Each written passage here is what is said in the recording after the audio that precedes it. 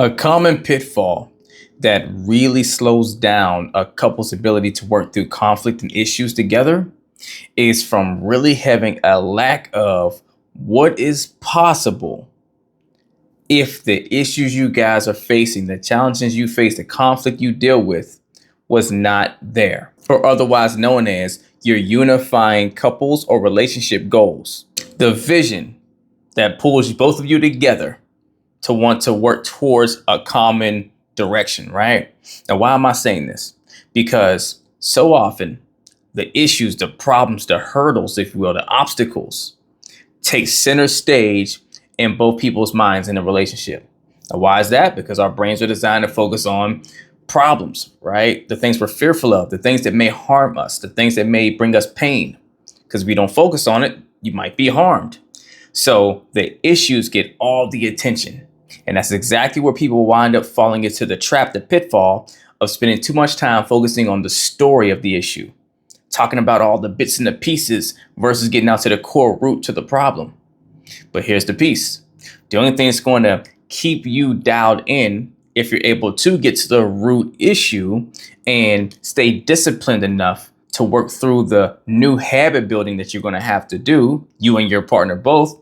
And this is where it gets to be difficult. It's one thing for you on your own to build new habits, to start to combat going against something that's been causing or contributing to the issues in your relationship. But it's another thing to stay true to doing your part when your partner maybe has not caught up exactly as fast to do their part, to where they're still doing some of the things that contributed to the issue, right? Even though you've made the adjustment, they haven't exactly gotten there, and it can really sabotage you wanting to stick to your guns and doing the right thing on your end because you get pulled into responding or reacting to their negativity or unhealthy practices still. And so it's so crucial to have what is possible prevalent and relevant in both of your minds, at the forefront of your minds, if the issues were not there, because we are only motivated to do things to make change. See, we can do a lot of stuff, but if you're going to shift from one space that you're operating in and literally make a change to do something new, you have to build a new habit. The only way you build a new habit is if you believe in what's on the other side of creating this new habit and you are emotionally motivated to go do so. The same way you're emotionally motivated to fight it out with your partner and argue about the issue and hyper focus on the problem because it emotionally bothers you. It moves you into wanting to do something about it. Go attack it, right?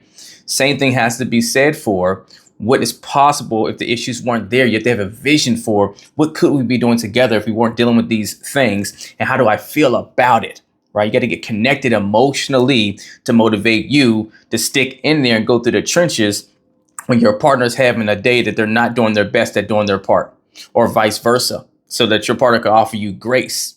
You only do that when you both have a vision you are locked in on, that you both want bad enough, and you really almost like you can taste it, what's possible if you guys can get rid of these issues. Because from there, it starts to turn the problems into the concern and not each other. See, so often we identify the problem we're having, that maybe our partner is doing something that doesn't work for us, as our partner is the problem. But the more you do that, the more you're looking at your partner as the issue that needs to be removed almost. They become the opponent, the enemy.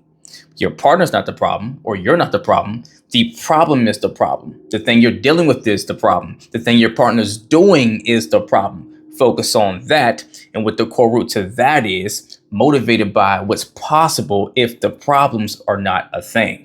Take that approach, you and your partner together, because it's a collective effort. And I guarantee you guys' ability to work through obstacles together will become a lot more efficient, because you'll be focused more on what you stand to gain from getting rid of the issues versus blowing the issues up and spending all your time in the story instead of the solutions. If you and your partner need help building and learning how to focus more on the unified goal, or even creating one, and then the actual plan to resolve the issues, making the issues the problem, not each other, reach out to me through email or DM me coaching, and we will get to work. Let's get it.